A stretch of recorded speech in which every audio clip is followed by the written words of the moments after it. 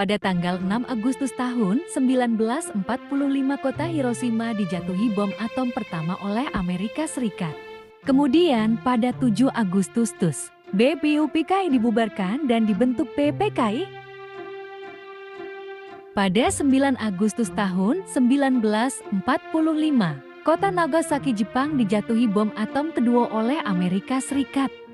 Pada saat itu juga, Jenderal Terauchi memanggil Soekarno, Mohatta, dan Rajiman Weddiodiningrat ke Dalat, Saigon, Vietnam.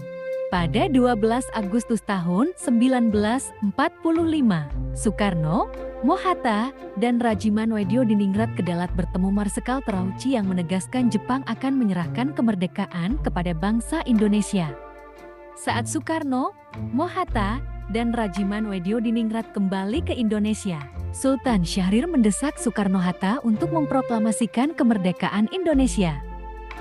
Selanjutnya pada 15 Agustus Jepang menyerah tanpa syarat ke sekutu dan terjadi kekosongan kekuasaan vacuum cash power di Indonesia.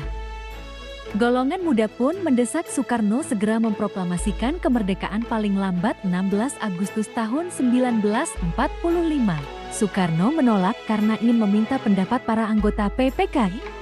Kemudian pada 16 Agustus tahun 1945, dini hari, Soekarno dan Mohatta diculik oleh golongan muda Kerengas Dengklok Karawang dan dipaksa segera memproklamasikan kemerdekaan Indonesia melalui radio.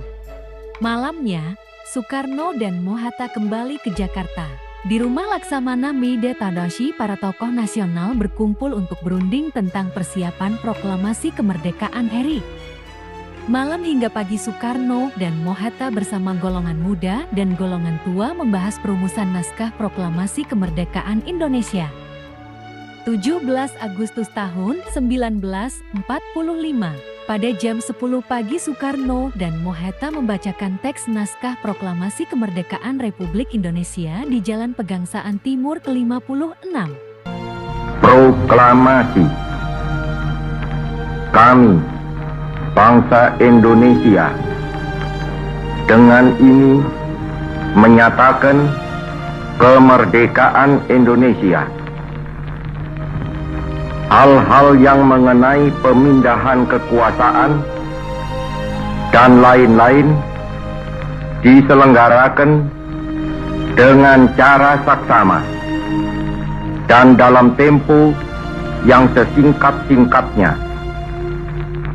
Jakarta, 17 Agustus 1945,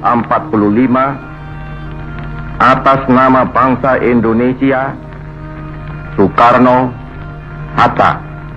Ibu Fatmawatilah yang menjahit bendera merah putih.